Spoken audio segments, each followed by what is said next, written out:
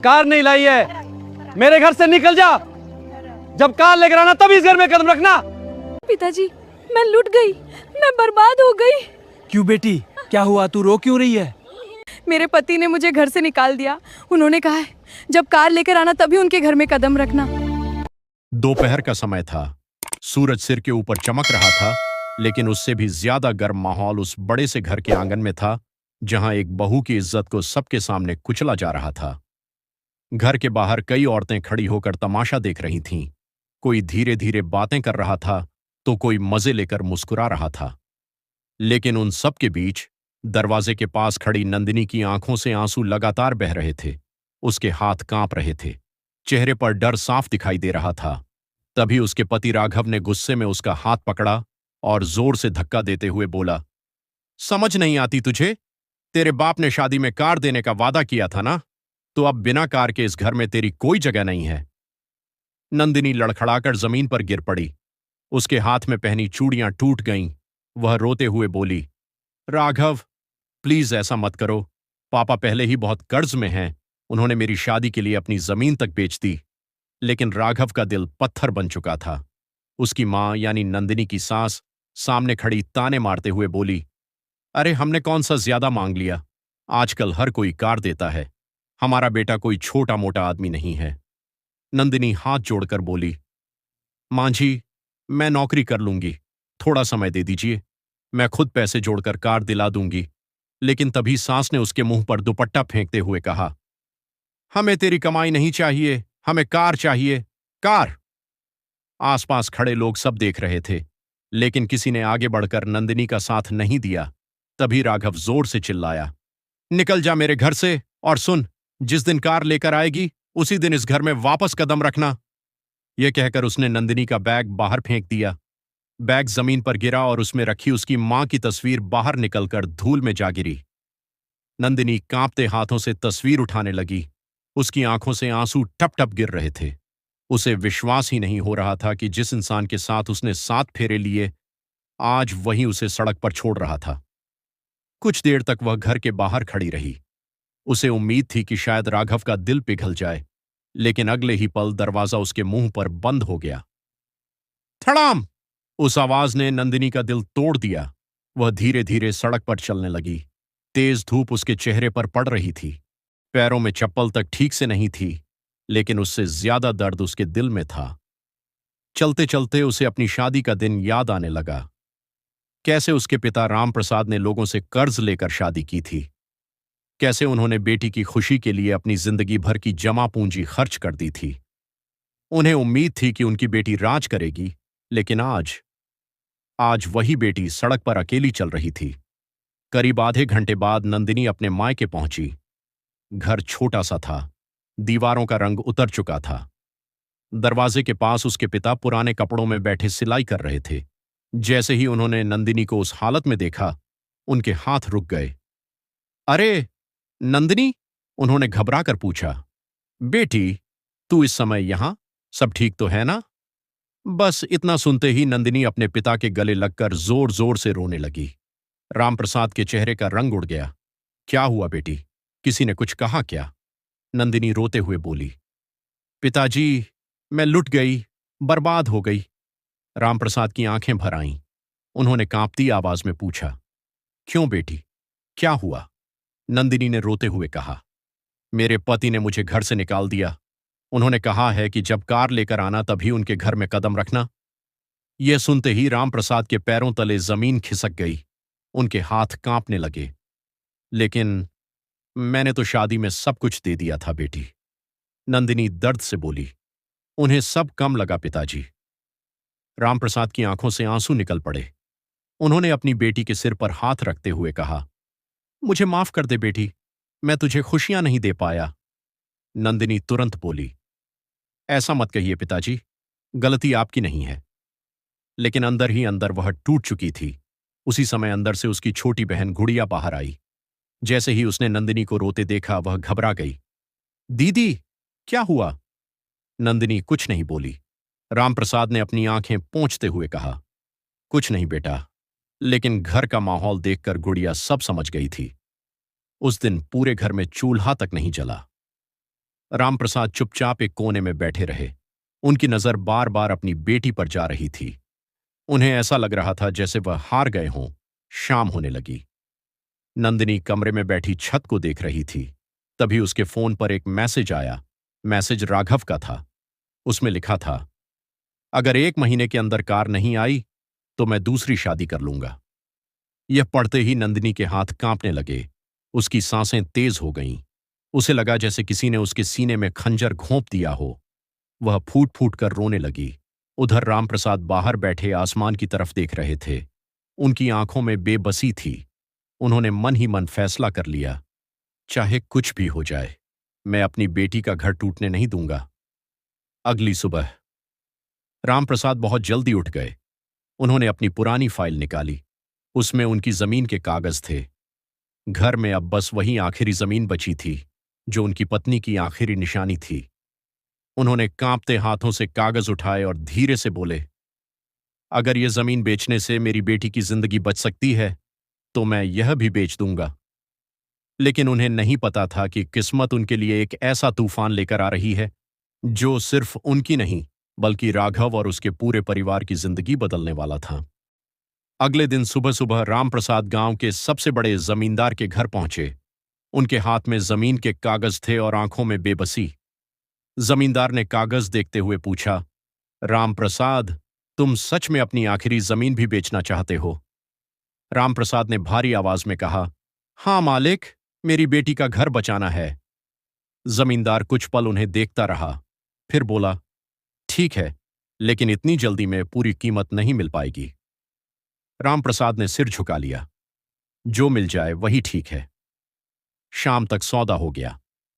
रामप्रसाद को जमीन के बदले बहुत कम पैसे मिले, लेकिन उनके लिए उस समय बेटी की खुशी सबसे बड़ी थी। उन्होंने उसी दिन शहर जाकर एक नई कार बुक कर दी। कार देखते समय उनकी आंखों में आंसू आ गए। उन्हें अपनी पत्नी की याद आने लगी। देखो शांति, आज हमारी आखिरी निशानी भी चली गई।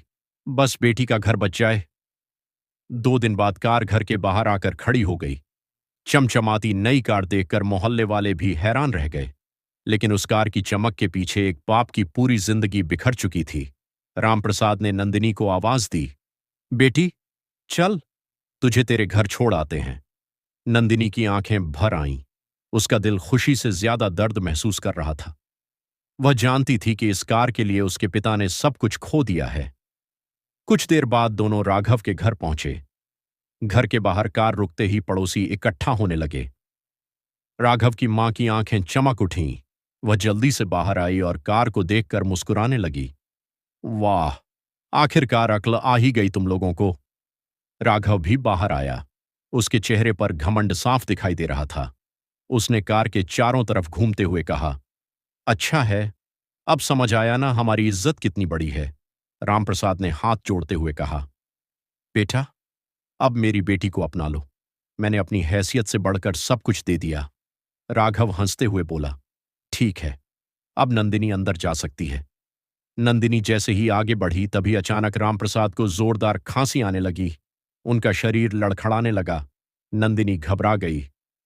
पिताजी! अगले ही पल रामप्रसाद जमीन पर गिर पड़े। उनके मुंह से खून निकलने लगा। यह देखकर वहां खड़े सभी लोग डर गए। नंदिनी चीखने लगी, कोई डॉक्टर को बुलाओ, प्लीज कोई मेरे पिताजी को बचा लो। कुछ ही देर में गांव का डॉक्टर वहां पहुंचा। उसने रामप्रसाद की हालत देखकर गंभीर आवाज में कहा, इन्हें तुरंत अस्पताल ले जाना होगा। नंदिनी रोते हुए अपने पिता का सिर गोद में रखे बैठी थी। वह बार बार कह रही थी, पिताजी आंखें खोलिए, मुझे छोड़कर मत जाइए। लेकिन रामप्रसाद की सांसें लगातार कमजोर होती जा रही थीं। अस्पताल पहुंचते पहुंचते उनकी हालत और बिगड़ गई। डॉक्टर उन्हें तुरंत अंदर ले गए। बाहर नंदिनी रोते हुए भगवान से प्रार्थना कर रही थी। करीब आधे घंटे बाद डॉक्टर बाहर आए। उनके चेहरे की गंभीरता देखकर नंदिनी का दिल कांप उठा। डॉक्टर साहब, मेरे पिताजी ठीक तो हैं ना? डॉक्टर ने धीरे से कहा, हमें अफसोस है, हम उन्हें नहीं बचा पाए। ये सुनते ही नंदिनी की दुनिया उजड़ गई।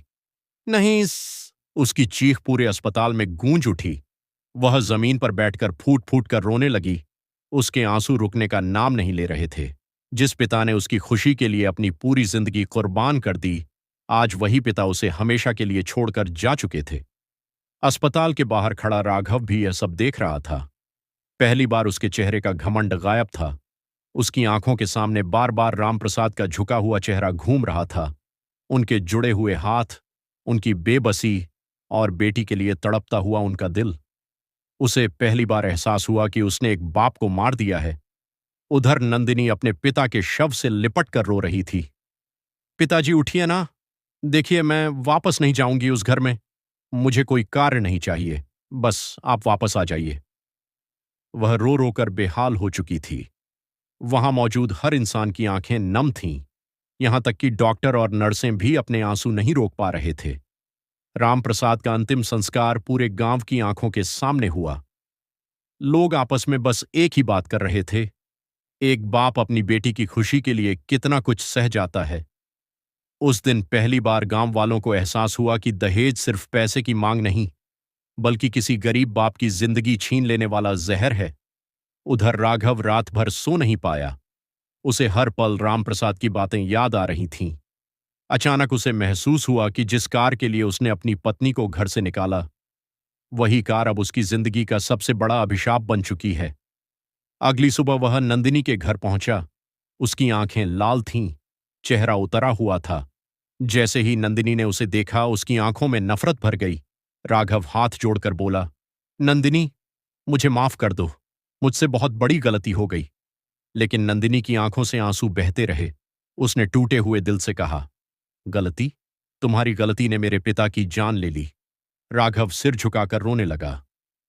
मैं पागल हो गया था, मुझे पैसों और दिखावे ने अंधा कर दिया था। नंदिनी दर्द से चीख पड़ी, जिस इंसान ने अपनी पूरी जिंदगी मेरी खुशी के लिए बर्बाद कर दी, तुमने उसी को मार डाला। राघव के पास कोई जवाब नहीं था। उसकी मां भी वहां पहुंच चुकी थी।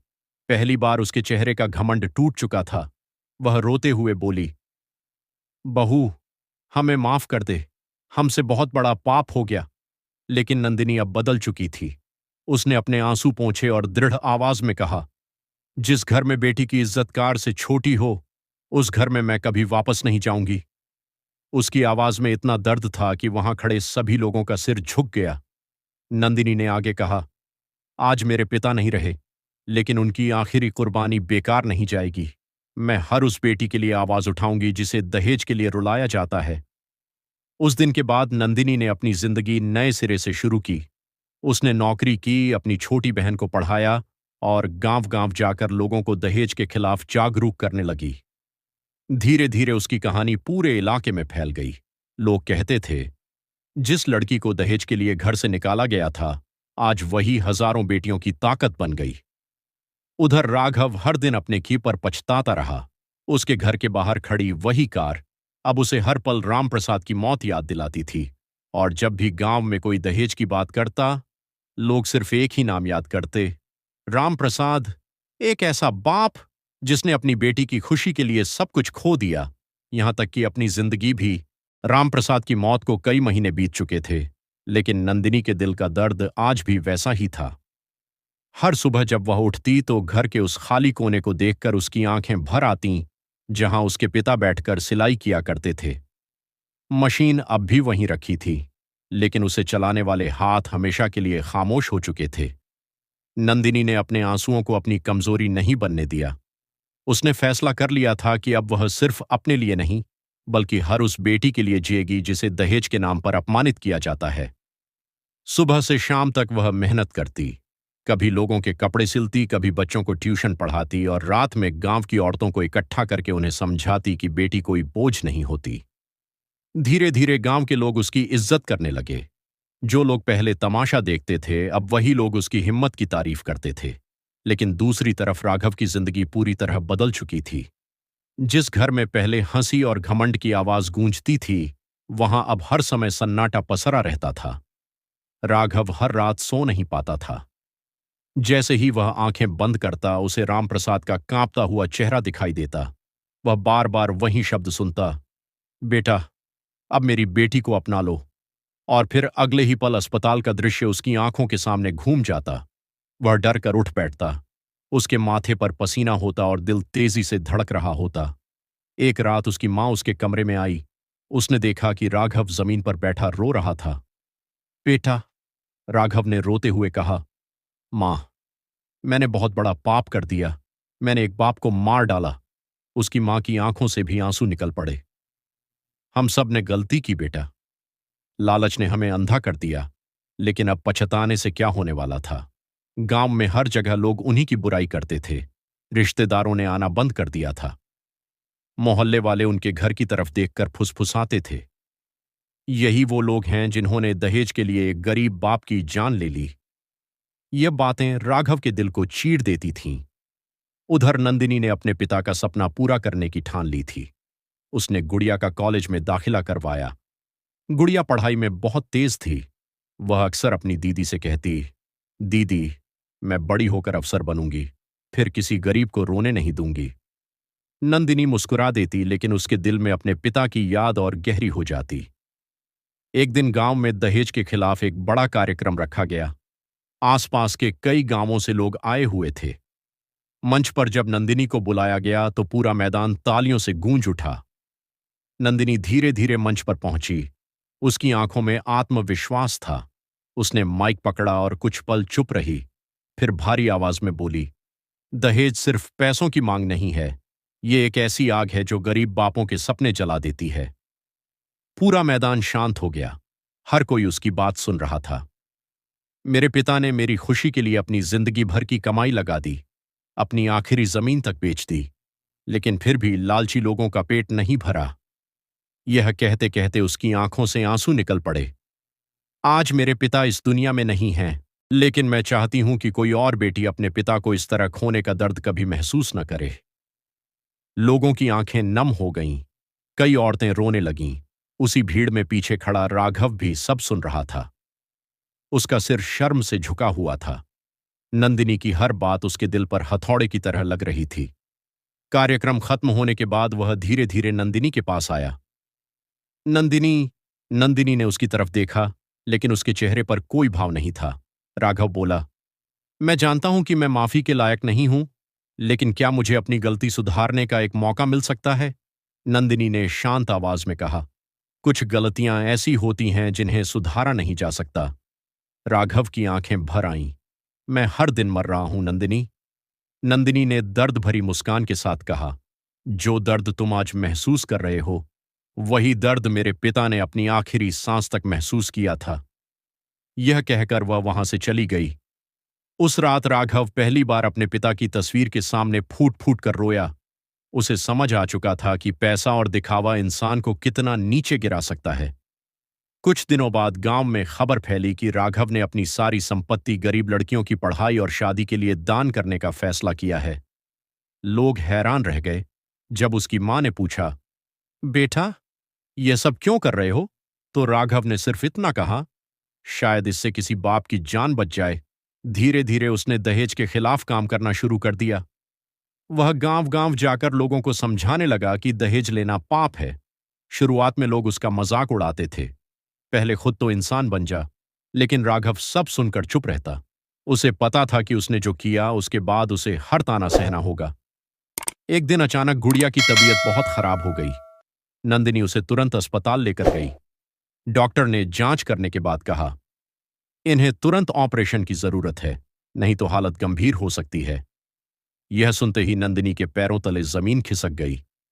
ऑपरेशन के लिए बहुत पैसे चाहिए थे और उसके पास इतने पैसे नहीं थे।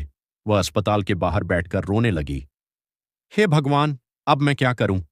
तभी पीछे से एक आवाज आई, गुड़िया को कुछ नहीं होगा। नंदिनी ने मुड़कर देखा। सामने राघव खड़ा था। उसने धीरे से कहा, ऑपरेशन का पूरा खर्च मैं उठाऊंगा। नंदिनी तुरंत गुस्से में बोली, हमें तुम्हारी मदद नहीं चाहिए। राघव ने शांत आवाज में कहा, यह मदद नहीं है, यह मेरे पाप का छोटा सा प्रायश्चित है। नंदिनी कुछ नहीं बोली। उसकी आंखों में आंसू आ गए। वह समझ नहीं पा रही थी कि क्या करे। उधर डॉक्टर बार बार कह रहे थे कि समय बहुत कम है। आखिरकार नंदिनी ने भारी दिल से हामी भर दी। कुछ घंटों बाद गुड़िया का ऑपरेशन शुरू हुआ। बाहर नंदिनी मंदिर की माला हाथ में लिए लगातार प्रार्थना कर रही थी। राघव भी वहीं बैठा था। दोनों के बीच सन्नाटा था, लेकिन उस सन्नाटे में भी दर्द साफ महसूस हो रहा था। करीब 3 घंटे बाद डॉक्टर बाहर आए। ऑपरेशन सफल रहा, यह सुनते ही नंदिनी की आंखों से खुशी के आंसू निकल पड़े। उसने भगवान का धन्यवाद किया। राघव दूर खड़ा मुस्कुरा रहा था। शायद कई महीनों बाद उसे पहली बार थोड़ी शांति महसूस हुई थी। अगले दिन जब गुड़िया को होश आया तो उसने धीमी आवाज में कहा, दीदी, जीजा जी बाहर बैठे हैं क्या? नंदिनी चुप रही। गुड़िया ने उसका हाथ पकड़ते हुए कहा, दीदी, इंसान से गलती हो जाती है, लेकिन अगर कोई सच में बदल जाए तो क्या उसे माफ नहीं करना चाहिए? नंदिनी की आंखें भर आईं। उसके दिल में तूफान चल रहा था। एक तरफ पिता की मौत का दर्द था, दूसरी तरफ राघव का बदला हुआ व्यवहार। उसी रात वह अस्पताल की छत पर अकेली खड़ी आसमान को देख रही थी। अचानक उसे अपने पिता की बातें याद आईं। बेटी, रिश्ते बहुत मुश्किल से बनते हैं। उसकी आंखों से आंसू बहने लगे। तभी पीछे से राघव की आवाज आई, अगर तुम कहो तो मैं हमेशा के लिए तुम्हारी जिंदगी से चला जाऊंगा। नंदिनी ने धीरे से उसकी तरफ देखा। राघव की आंखों में अब घमंड नहीं, सिर्फ पछतावा था। वह बोला, मैं जानता हूं कि मैंने तुम्हें बहुत दर्द दिया है, लेकिन मैं जिंदगी भर उस दर्द का बोझ उठाऊंगा। नंदिनी कुछ पल चुप रही। फिर उसने आसमान की तरफ देखते हुए कहा, कुछ घाव कभी पूरी तरह नहीं भरते राघव। राघव ने सिर झुका लिया। मुझे पता है, नंदिनी ने आगे कहा, लेकिन अगर सच में बदलना चाहते हो तो सिर्फ मेरे लिए नहीं, हर उस लड़की के लिए लड़ो जिसे दहेज के कारण रुलाया जाता है। राघव की आंखों में आंसू आ गए। मैं वादा करता हूं। उस रात पहली बार दोनों ने अपने दर्द को शब्दों में बांटा। समय धीरे धीरे आगे बढ़ने लगा। नंदिनी और राघव ने मिलकर दहेज के खिलाफ अभियान शुरू किया। वे स्कूलों, गांवों और शहरों में जाकर लोगों को जागरूक करने लगे। उनकी कहानी सुनकर कई लोग दहेज छोड़ने लगे। कुछ साल बाद गुड़िया सच में अफसर बन गई। जिस दिन उसने अपनी वर्दी पहनी, उस दिन नंदिनी की आंखों से खुशी के आंसू निकल पड़े। गुड़िया ने आसमान की तरफ देखकर कहा, पिताजी, आपकी दोनों बेटियां हार नहीं मानी। हवा का एक हल्का झोंका आया। ऐसा लगा जैसे कहीं दूर राम प्रसाद मुस्कुरा रहे हों, और उसी पल नंदिनी को एहसास हुआ कि एक बाप कभी सच में अपनी बेटियों को छोड़कर नहीं जाता। वह हमेशा उनकी हिम्मत बनकर उनके साथ रहता है।